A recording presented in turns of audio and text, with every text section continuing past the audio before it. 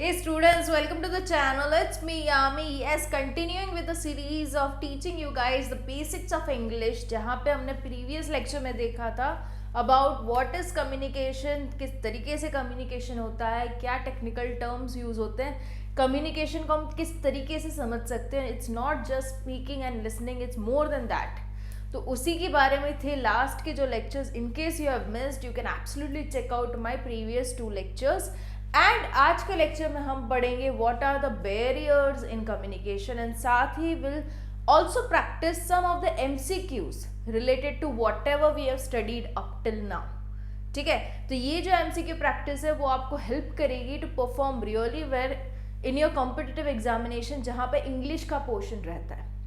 Okay, so ये practice उन लोगों के लिए एंड साथ ही you will get a clue on to how much you have understood the complete thing about communication.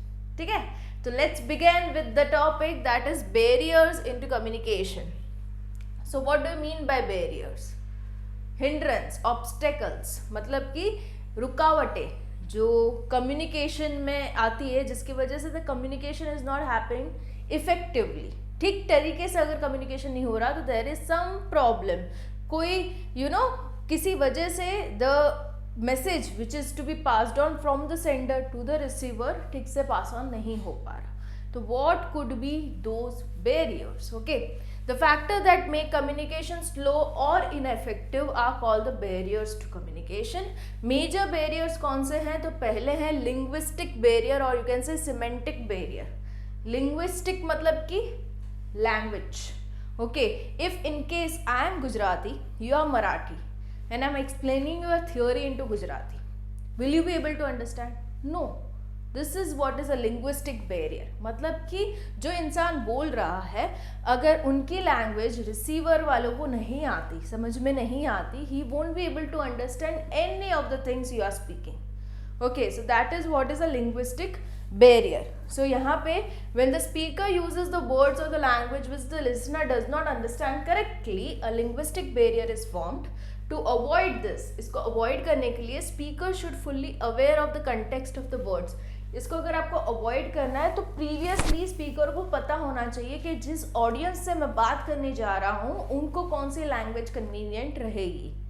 Like if you are going for any of the awareness program कोई village में, अगर मान लीजिए पोलियो के बारे में जानकारी देनी है विलेज वाले लोगों को, ठीक है, गांव के लोगों को, तो obviously you can't spread knowledge in English. Okay, polio का पूरा सब इंफॉर्मेशन आप इंग्लिश में नहीं दे पाओगे because they do not understand English. आपको उनकी बेसिक जो लोकल लैंग्वेज है उसी में समझाना पड़ेगा इम्पोर्टेंस, तब जाके जिस मोटो के साथ आप ये बोल रहे हो वो जस्टिफाई होगा. जो रिसीवर है दैट आर द विलेजर्स वो बात को समझ पाएंगे. ठीक है, सो सामने वाले ऑडियंस को कौन सी लैंग्वेज आती है उसकी इंफॉर्मेशन पहले से होना जरूरी है, तब जाके लिंग्विस्टिक बैरियर्स नहीं होगा. The speaker should avoid the use of jargons, difficult and technical words and should not make any grammatical spelling mistake while communicating. This can be also a form of this semantic barrier. मतलब कि बोलते वक्त आपने मान लीजिए grammar में mistake कर ली या तो कोई प्रोनाउंसिएशन में मिस्टेक कर ली, तो वो भी नहीं होना चाहिए. शायद हो सकता है कोई और मीनिंग चला जाए. Okay, so language should be used properly and साथ ही इतने डिफिकल्ट टेक्निकल टर्म्स यूज नहीं करने चाहिए ताकि सामने वाले को समझने में डिफिकल्टी और बढ़ जाए. मान लीजिए दोनों को ही इंग्लिश आता है, पर सामने वाले को बेसिक इंग्लिश आता है, इसको एकदम ही एडवांस लेवल का इंग्लिश आता है. अगर वो एडवांस लेवल का इंग्लिश यूज कर रहा है तो बेसिक इंग्लिश वाले जो रिसीवर है उनको भी समझने में तकलीफ होगी. That again is a linguistic barrier. Okay, so next is the physical barrier. Into this the physical environment around, अगर उसमें कोई प्रॉब्लम है तब जाके ये बैरियर आता है. मान लीजिए क्लासरूम है, उसके नेक्स्ट ही एडजेसेंट वॉल में कंस्ट्रक्शन का काम चल रहा है, तो you'll always have that hammering sound coming out, drilling sound coming out, digging sound coming out. Okay, तो उस वजह से there will be a disturbance created in the classroom study. So that what is known as physical barrier. It can be in the form of noises coming out, physical discomfort due to which the listener may not be able to hear, understand the speaker. वो सुन ही नहीं पा रहा speaker को. Hearing and speech disability also create barrier to communication.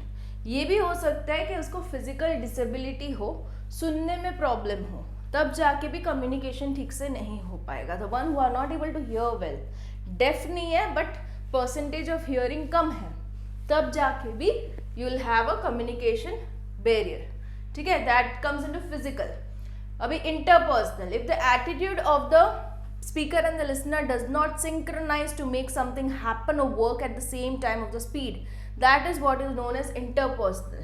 मतलब कि मान लीजिए interpersonal, जैसे कि हमने देखा था in the last lecture, what is interpersonal, talking between two human beings. Okay, intrapersonal क्या था, टॉकिंग विद सेल्फ, खुद को मोटिवेट करने वाले एग्जाम्पल्स मैंने आपको दिए थे, right. So this interpersonal is two human beings talking. अगर मान लीजिए जो बातें कर रहे हैं उनमें कहीं में एक में बहुत ही ज़्यादा एटीट्यूड है, बहुत ही ज़्यादा खुद को एक्सप्रेस नहीं करना, बस ईगो में ही रहना है, तब जाके भी कम्युनिकेशन ठीक से नहीं हो पाता। It happens into matrimonial meetings, लड़का लड़की जब मिलते हैं पहली बार, राइट, इट हैपन्स, एक में अगर ज़्यादा ही ईगो है तो खुद को एक्सप्रेस ही नहीं कर पाएगा, हेंस द कम्युनिकेशन बैरियर आ जाएगा, right. So lack of self confidence could also be a reason, उसमें कॉन्फिडेंस ना हो उसकी वजह से हो रहा है, इंटरेस्ट नहीं है, फोकस कम है, तो इन सब रीजंस की वजह से you will have interpersonal barrier between the two people. We also have psychological barrier. Now into this element such as one's emotion और attitude can form psychological barriers. उसमें कौन कौन से फैक्टर्स आएंगे, fear, anxiety, personal prejudice, stress. अगर कोई इंसान बहुत ज़्यादा ही स्ट्रेस में है, okay, if he is having some anxiety, किसी बात के लिए वो चिंतित है, if he is worried about something, मान लीजिए कहीं पे अर्थक्वेक आ रहा है, भूकंप, तो उसकी इन्फॉर्मेशन किस बंदे को बाहर आके लोगों को बतानी है, तो खुद ही इतना एंजाइटी में होगा, इतना फियर होगा, इतना स्केयर होगा, डरा हुआ इंसान, तो बाहर आके उसका फंबलिंग हो जाएगा, वो बोल ही नहीं पाएगा कि अंदर क्या हो रहा है, भागो सब, उसको बोलने में टाइम लगेगा, because he himself is worried, right. तो वहाँ पे आ जाएगा आपका साइकोलॉजिकल बैरियर, मतलब अंदर के इमोशंस इतने स्ट्रांग है कि आप बोल ही नहीं पा रहे, एक्सप्रेस ही नहीं कर पा रहे, कम्युनिकेट ही नहीं कर पा रहे। Okay, next we have organisational barrier. This happens into corporate world. अगर मान लीजिए कोई कमिटीज़ बनी है एक फर्म में, एक ऑर्गेनाइजेशन में, एक इंडस्ट्री में, उस कमिटीज़ के बीच में बातें हो रही है, बट कहीं ना कहीं the communication is not proper. May be जो कम्युनिटी का लीडर है वो ठीक से सबको गाइड नहीं कर रहा, मैसेजेस पास ऑन ठीक से नहीं हो रहे, जो एक्सपेक्टेड ईमेल्स आने चाहिए थे टाइम पे वो नहीं आ रहे, जिस वजह से कम्युनिकेशन जो है इफेक्टिव नहीं हो रहा। ओके, तो this comes under organisational barrier, it's into corporate world. Okay, so ये हो गया। और भी है mechanical barriers. Mechanical factors may be responsible for the break in the communication, this in the channel or the medium due to faulty instruments. Okay, mechanical मतलब totally जो channel रहती है ना, जिसके थ्रू बातें हो रही है। मान लीजिए इसी का एग्जांपल दूँ मैं यूट्यूब वीडियो का, अगर मैं आपको वीडियो के थ्रू बेसिक इंग्लिश अभी सिखा रही हूँ, कहीं ना कहीं वीडियो में ब्रेक आ रहे हैं, पॉजेज आ रहे हैं, अटक रहा है वीडियो, साउंड क्लियर नहीं आ रहा, ये सब वजह से I won't be able to give you an effective communication, right. तो दो सारी चीज़ें विल कम अंडर मैकेनिकल, मतलब कि इंस्ट्रूमेंट में कोई फॉल्ट होना, या तो आपका नेटवर्क में एरर होना, मेरा नेटवर्क में एरर होना, कुछ ना कुछ। Okay, so that comes under mechanical. Socio culture barrier. Now this has a very popular example of Hindu Muslim, you can से। ओके, राम मंदिर में जो सब अभी हो रहा है, द बजिंग टॉपिक फॉर 22 जनवरी, तो उसमें जो भी पॉलिटिकल लीडर्स स्टेज पे आके कुछ बोल रहे हैं, उनको अपने वर्ड्स का बहुत ध्यान देना है, उनको ये भी देखना है कि हिंदू के जो सेंटिमेंट्स है वो भी अफेक्ट ना हो, साथ ही मुस्लिम के सेंटिमेंट्स भी अफेक्ट ना हो, वो इमोशनली डिस्टर्ब ना हो आपकी कम्युनिकेशन से। अगर हो रहे तो it will go into worst cases, right, बहुत खराब पिक्चर देखने को मिलेगा।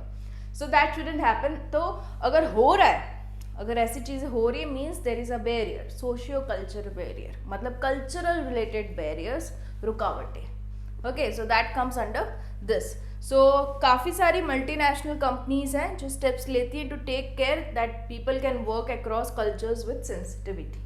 ओके, सारे कल्चर को मान देते हुए, सभी को रिस्पेक्ट देते हुए कुछ कंपनीज ने ऐसा इनिशिएटिव लिया है कि सारे कल्चर के लोग अच्छे से एक फर्म में काम कर पाए अगर उनके कल्चर्स को रिस्पेक्ट मिल रही है ठीक से, ठीक है। तो that avoids social cultural barriers, ठीक है। तो ये था अबाउट सोशल कल्चर।